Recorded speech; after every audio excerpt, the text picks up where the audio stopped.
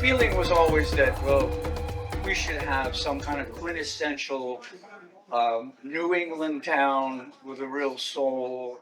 This festival is a testament to joy.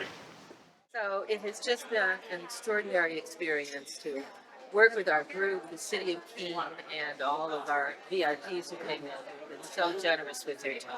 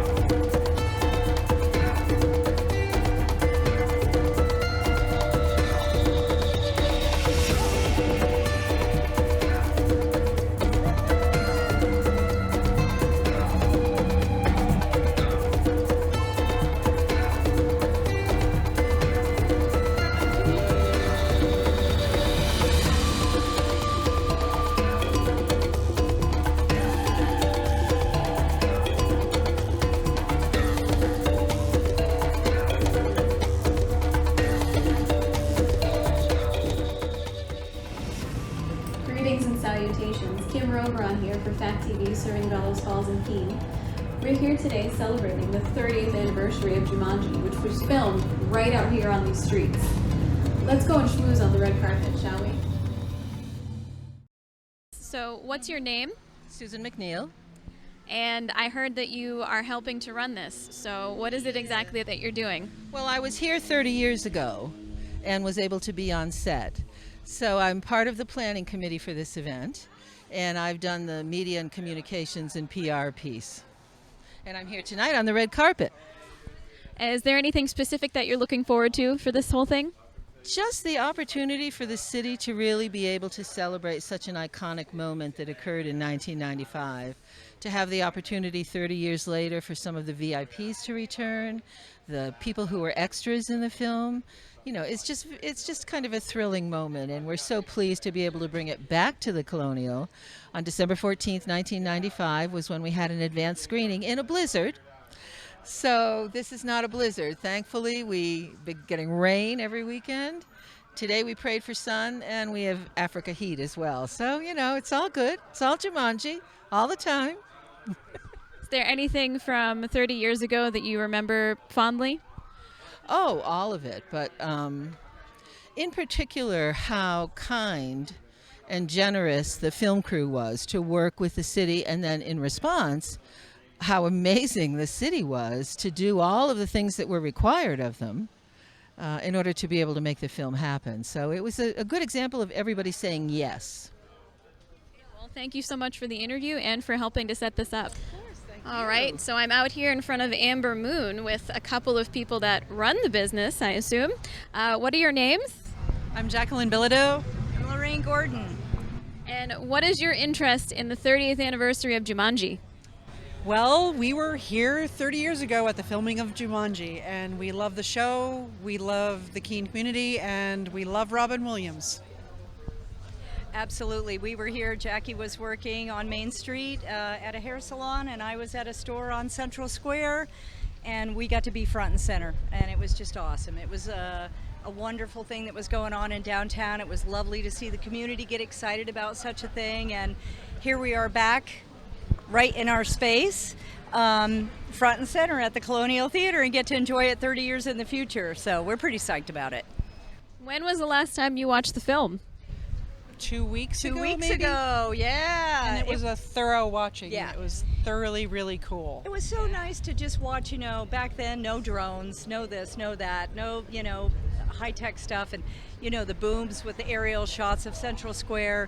It was, it made me get a little, you know, slightly choked up just with pride in our community and how beautiful our downtown is. Are there any festivities this weekend that you're looking forward to specifically? The movie, the people, the remembrance of Robin Williams, and the honoring of a community that gets together and celebrates all the collaborative efforts. Yeah, I expect us to be very busy tomorrow, so we're looking forward to that. And please, the weather looks good. So, yeah, we're just going to roll with it. Yep. Does anything stand out to you from 30 years ago that you'd like to talk about? I just think it was a wonderful scene of you'd come in early in the morning and Robin Williams and the whole scene, the trailers were here, and it was actually smoother than one would hope for, but the technology, there was no technology back then.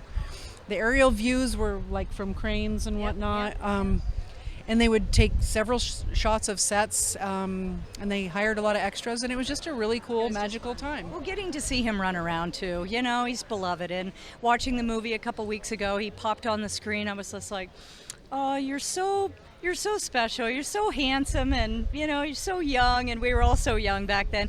I just want to point out too, I want to give a little shout out to Ted Shue down at the end, because Jackie and I busted out our pair of shoes that he had made, and he owns Oh. for his shoes, and so we treated ourselves to a couple of pair of shoes, which is personally very special. So, yeah. All right, thank you so much. You're very welcome. Thank you. Thank you guys for being here. All right, I'm here with a very familiar face. You might know them, but just in case, what's your name? Sarah Whittle. Okay, Sarah, what's your interest in the 30-year anniversary? I'm really interested in enjoying this with my partner, Alan. We reconnected about 30 years ago in this crazy game, Jumanji. Of course, for a while I was a little nervous about it, but I'm excited about it now. And, you know, we're 30 years together now, so I'm super excited. Completely understandable. So, is there anything about this weekend that you'd be excited about, Sarah? I'm actually really excited to see Peter again. I haven't seen him in such a long time, but I'm also excited for the Stampede tomorrow. 30 years ago, it was a completely different story, but I've heard they're much cuter now and much less, I don't know, like, wild. So, you keep talking about 30 years ago. Do you have any memories that stand out to you from 30 years ago? I remember being scared. I remember being very scared. But I've come a long way. Therapy has definitely helped me along the way. And I'm excited to see what the future holds. You look great, by the way. Thank you so much. I designed it myself. It's wonderful. So, have a good weekend. Thanks. Thank you, you too. I'm here with a very interesting person. I'm going to ask them some questions. So, what's your name? My name is Jungle Jim.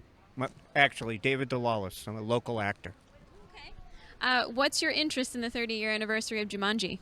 I always loved that this was made here in Keene. It's a great movie to begin with, but then to have a local connection to something so worldwide. When was the last time you watched the film? About 25 minutes ago. Were you prepping for today? Exactly. I'm trying to, I have to, there was the hugest shoes to step into, Robin's, you know, and if there was anything I'd like to add, it's just men's mental health awareness, and for us to be, think about it. Thank you for bringing that up. So, do you have any excitement for any of the festivities that are happening this weekend? Oh yeah, Stampede. I am so looking forward to that, because at last I heard they had almost 100 people in those inflatable costumes. That is going to be an absolute riot. Then I get to be in a convertible Cadillac in the parade tomorrow, so that's going to be fun. So that's it. Do you have any memories from 30 years ago when this was first filmed here? I'm not sure I have memories from 30 years ago. No, because I never got in while they were filming it. So, but just I remember the big excitement and everything out and around. They're filming on Main Street today. They're doing this. They're doing that. So that was about it. But yeah, it's just lovely to have something hometown, because Keene is my hometown. It's wonderful. And you look great today, by the way. Thank you. That's all Sharon McHugh. She set this whole costume up. So Thank you very much. You're welcome. So I'm here with another member of the community, and we're going to ask them a few questions. So what's your name? My name is Maureen McHugh. And what's your interest in the 30-year anniversary of Jumanji? Well, 30 years ago, I had an arts publication, and we were one of two publications that were invited to go on set. So we spent the entire time in the fall and then the following spring on set taking lots of pictures. That's super cool. So when was the last time you watched the film? I'm not sure. I've seen it several times over the years, but probably maybe about a month or so ago. And when we were gearing up for the festivities here, and it's just as great as it was then. So exciting to see all the extras that we took photos of and the people that we met. Dow's here, and Bradley was so young. He was only 7 years old when we did the film, and we got some beautiful pictures of him with a local policeman here by the name of Joe Collins, and he was carrying him piggyback from the set and to the set at times. So it was kind of a fun little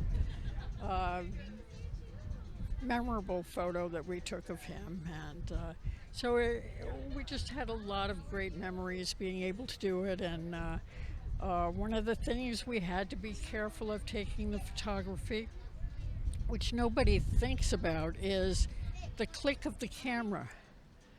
Back then, we didn't have the digital cameras, so every time you would advance the film or hit the button, they could hear that on their sound system. So we had to be very careful when we shot and when we did not shoot. So it was very interesting. The fun things that we had were behind the scenes, and we got a lot of.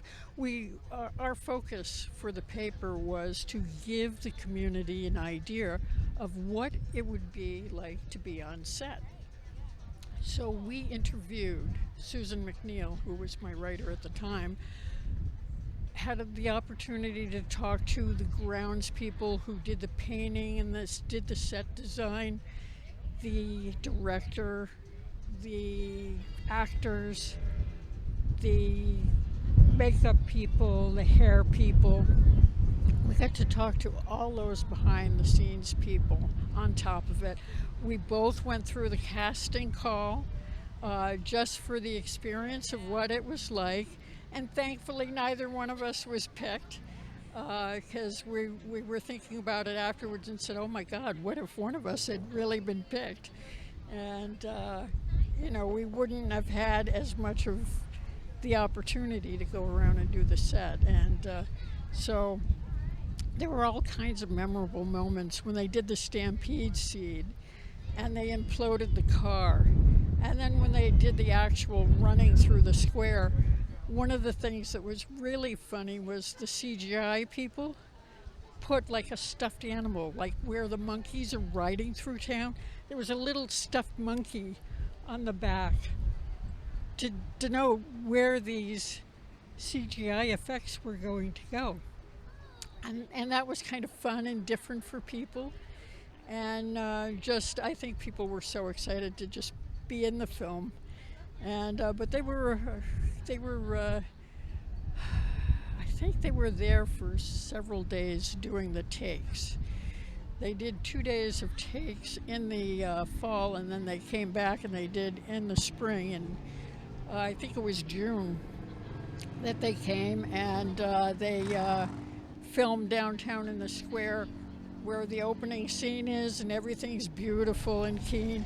They did that one in the spring because they wanted the weather. So. Is there anything this weekend that you're looking forward to? Yeah, I'm looking forward to the Rhino Rumble, actually. It's a very popular answer. It is. I'm going to get in the middle of the Rhino Rumble if I can and just shoot some video. So I think that'll be fun. And then, being able to see Dow and Bradley, I think we'll be really happy to see them and reintroduce and get a chance to talk to them. And just being able to just participate in all the fun that's going around. I hope to get to the wildlife exhibit. I hope to see the Humane Society. I want to hit Shadow and Soul for their thing. So as much as I can pack in to the weekend, I'm going to pack into the weekend. So it'll be fun. Thank you very much. Thank you very much. Have a good day.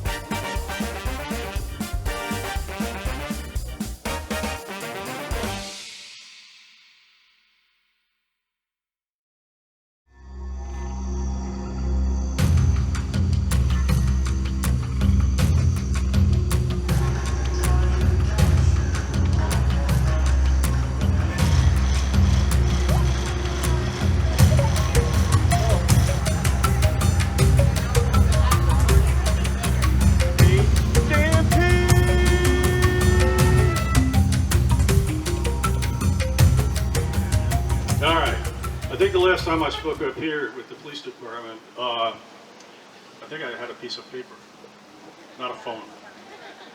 So times have changed, and our officers today face tremendously different challenges than we did back then. But I want to talk a little bit about a couple of things, and first of all, I appreciate very much being invited. Thank you, Chief Stewart, and the organizers. So, as we gather here in beautiful Keene, the very heart of where Jumanji came to life 30 years ago, we celebrate a film that taught us about adventure, resilience, and the power of community. This festival is a testament to joy. Jumanji continues to spark the drum beats, the laughter, the shared memories that unite generations. Yet amid our celebration, we hold space for two irreplaceable souls connected to this film's legacy. Both Robin Williams and Officer Joe Collins embodied larger-than-life spirits. Both brought light to others, and both faced silent battles that ended far too soon. Robin wasn't just an actor in Jumanji, he was its compass. His humor disarmed us, and his humanity moved us. His kindness left an indelible mark on the city of Keene.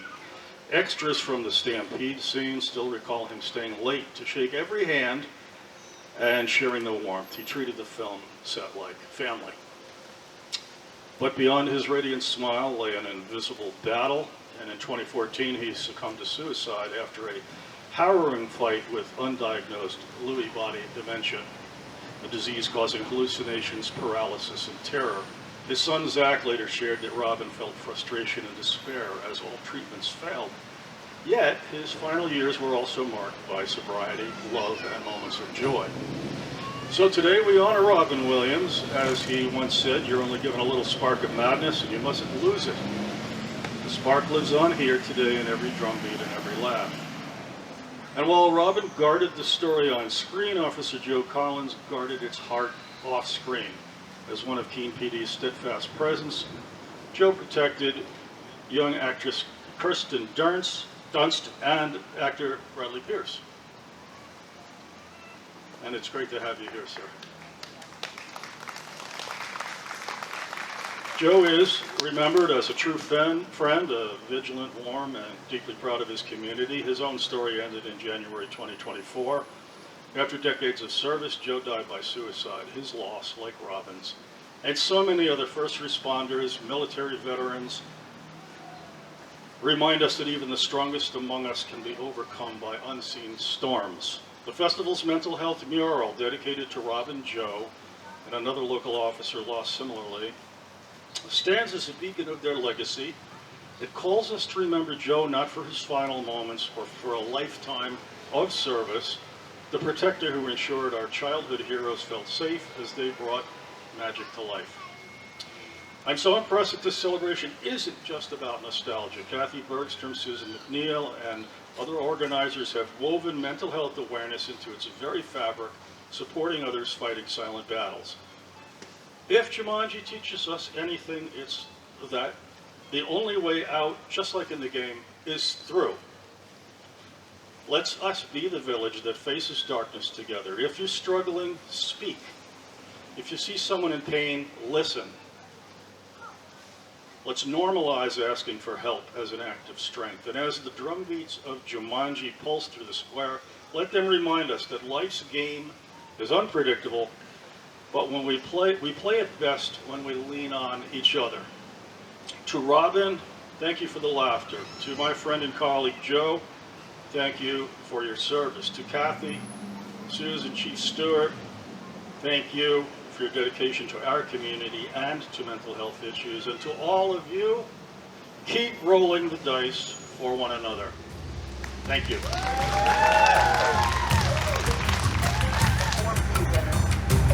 Like if you squeeze yourself, it gets healed. Let's go, man.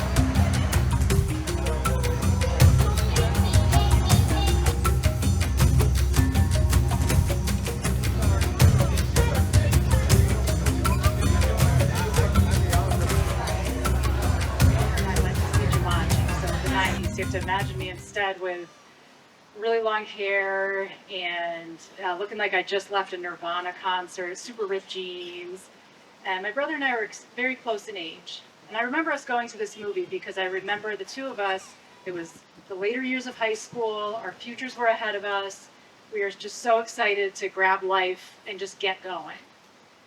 And what happened in the following years led me to the path I decided to walk on, to be an advocate for mental health, to spend my career and my life focusing on how we can destigmatize the reality that so many individuals experience depression, anxiety, trauma, grief, loss. It links us all together.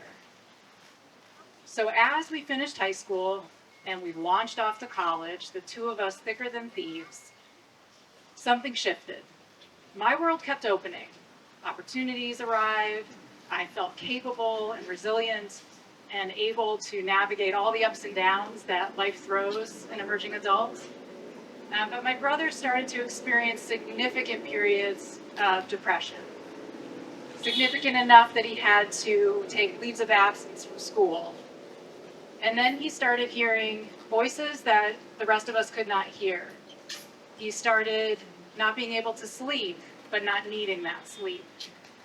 And his world became a very frightening, very scary, very unpredictable place.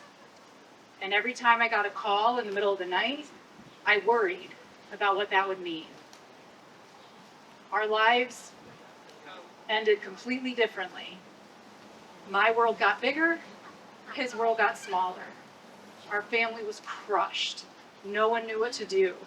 30 years ago, no one knew what to do.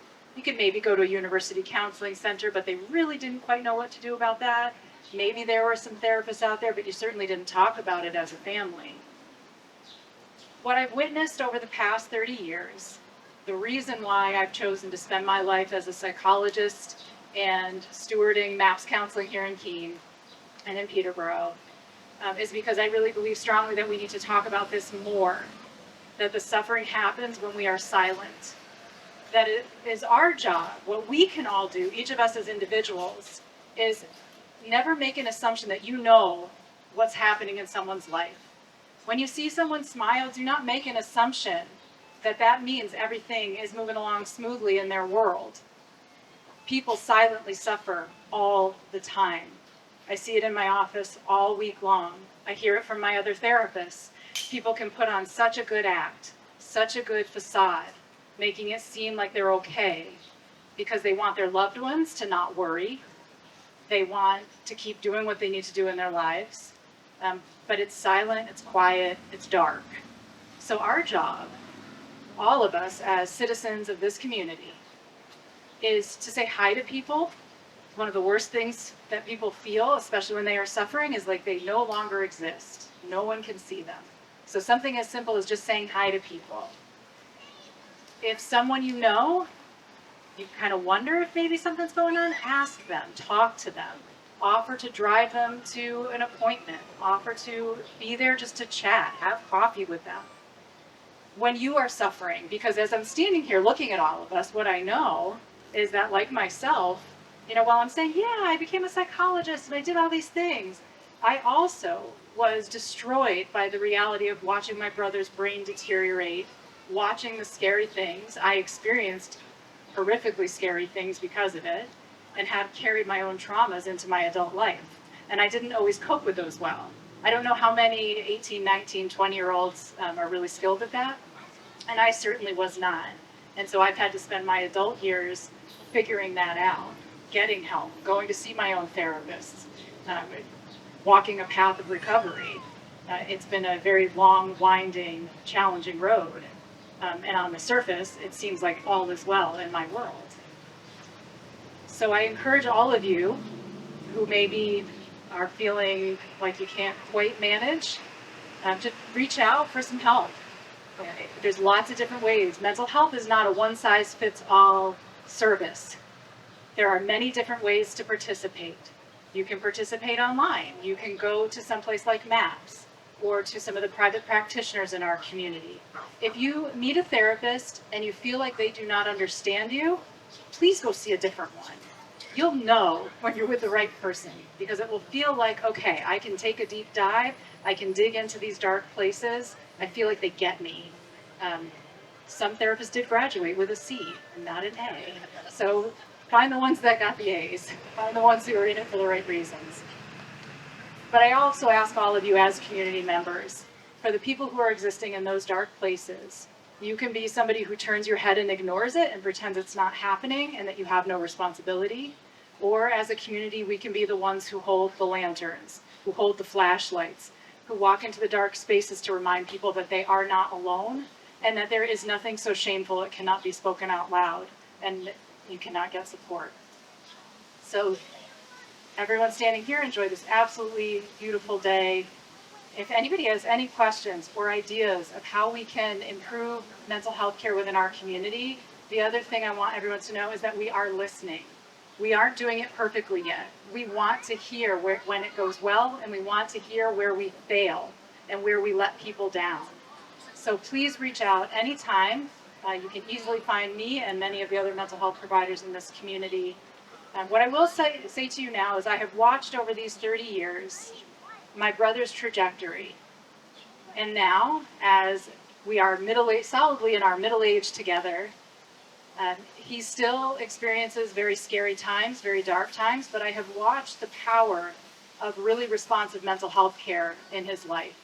And I have watched the power of really significant mental health support for us as a family so that we can show up for him and for each other.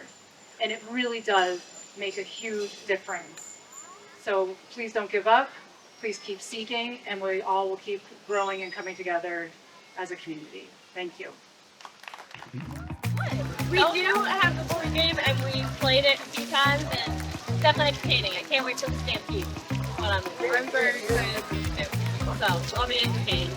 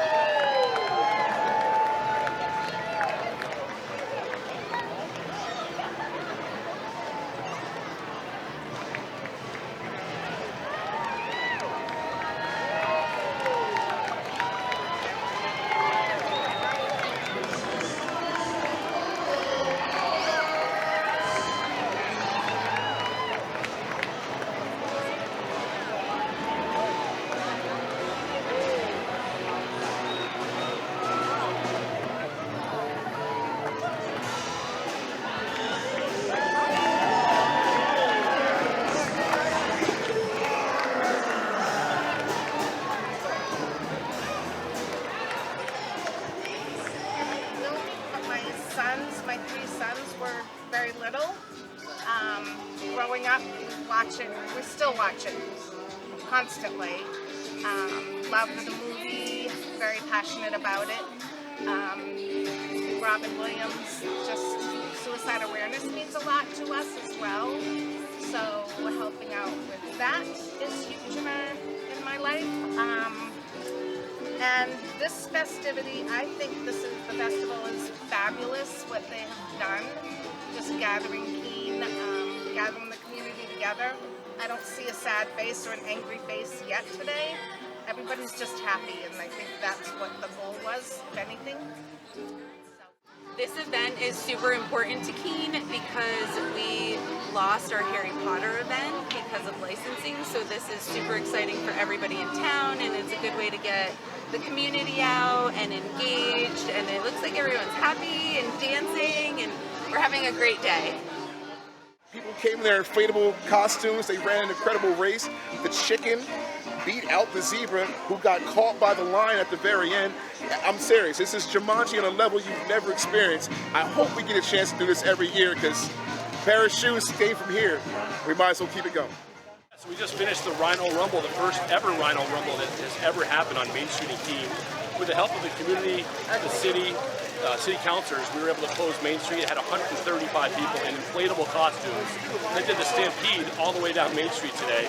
The crowds were amazing, enormous, a couple thousand people on each side of Main Street, and Chicken Man won the whole thing. So what a great way, great tribute to Jumanji and the stampede, and we hope everybody had a good time. When I remember the place just being crowded, overflowing with people, and there was like this energy in the air, and it was like the coolest thing that had happened in town, and so yeah, it just felt like it would be a really cool opportunity to come out and support Jumanji's anniversary and also to support our local cause. For Harley Quinn, Suicide Squad, that's a cool one. I like that one a lot. Another weird thing that happened on Jumanji, and I don't even know if Justin knows this story, but you know, if you watch the movie, we're up in the stream and the rapids, and this is where you saved the day, and it was a great scene. So the pelican has stolen the board game. Robin needs to distract the pelican, and he pulls a fish out of the river. And so we're sitting down, and you know, we're all talking, and Joe Johnson and I are talking, and he's going, that fish should wiggle. And you know, sometimes you use a live fish in a movie, but we didn't want to do that. We wanted to make a prop fish that wiggled. Okay, so it's like, okay, that's tough because it's got to work in water, it's got to do a few things, you know, it's got to be reliable, whatever. And so I sit down. Brian Dott was my prop maker. He's a fantastic guy, and heavily involved in all aspects of the props in the movie. And we're sitting down, and finally Brian goes, I think I know what to do. I think if we put an electric toothbrush and then cast the silicone fish on top of the toothbrush, I think that, you know, it'll be waterproof. We can't change the batteries, so we have to make a bunch of them. And so anyway, like the week goes by, and before you know it, you know, he shows me this fish, and it looks, you know, I remember, I don't have one. I wish I did. It's about this big, I think. And there's this little weird little, it has a button in its belly button, you know, where the button is on the toothbrush, and it's got a fresh set of batteries in it, obviously, because and you sort of squeeze the button, and it starts to wiggle, and it looked really, really good, right? But it also had to work in water. So then I go, how am I going to test this? And it was like, we were really, really busy, and I didn't have time to go up to the GBRD to test it up there. So I went home, and I filled my bathtub with water, and I push the belly button in, and it starts to flip around, and I put it in there, and it starts to do this little circle in my bathtub, and I go, this is great, you know, this is fantastic. So then, like a week later, we're shooting the scene. I got all 6 of my fish ready, and Robin's there, and everybody's there, and it's all great. And I put the fish in. We're going to shoot. I put the fish in the water for the first time, and now it's in the river, and not in a contained bathtub. And it just took off. Were you there for that? You probably were. And it took off, and it just kept going, right? And I'm going, wow, that's impressive, but it's not what we want. And so, I don't know. I don't know if I ran after it. Anyway, we went and found it. And basically the solution was we turned them all on for about a minute, let the battery wind down a little bit, little less power, and then then it was way more catchable. But anyway, that's the story of the toothbrush and the rubber fish. Oh, I love that. Thank you.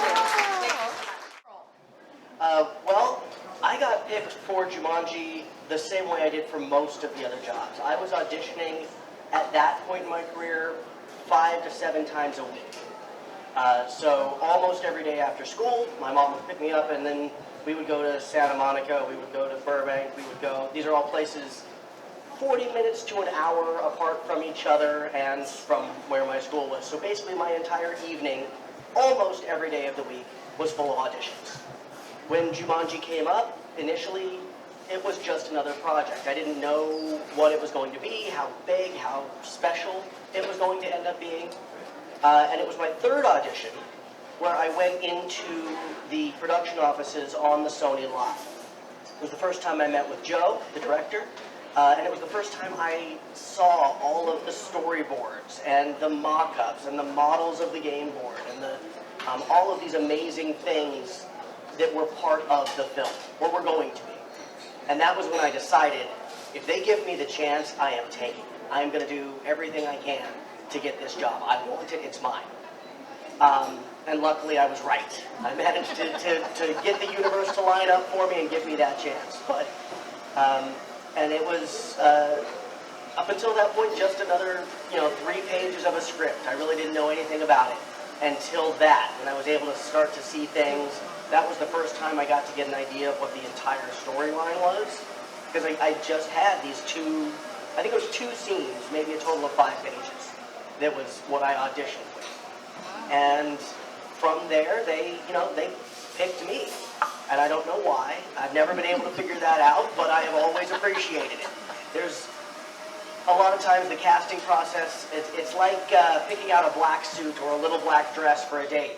Yes, technically everybody who walks through the door meets your requirements. Young boy, approximately 10 years old, dark hair, dark eyes.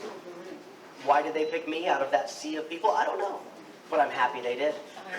That process started probably back around the same time you were doing game boards and you were working the location out. But I did a full life cast on me. I sat still for a while. They poured a goop over my head that got solid. Took that off, and they used that to create a mask, a duplicate of my head that they then sculpted the makeup onto. That all happened in the 2-3 months leading up to the film. The application process, there was several different monkey makeups. The simplest one, which was just across the nose, took about 45 minutes to apply, and to makeup and hair and everything else. The full makeup, the one that you see for the majority of the film, took 3.5 hours to apply every day that I wore it, which was about 56 days, I think, in the final shooting schedule. It was originally supposed to be 30-something, and there was a third stage of the makeup that had an animatronic, but that they couldn't really get it to do the emotional acting that they wanted, so that stuck with me. But yeah, 3.5 hours a day to put it on, and another hour at the end of the day to take it off, because they couldn't remove it quickly. It had to be multiple layers. I was basically getting a daily facial, which, if you're a teenager, daily facial is really a good way to keep the acne down. But because the next day, sometimes I was shooting in makeup and sometimes I was shooting without it, so I had to have clean, clear, unblemished, unreddened skin.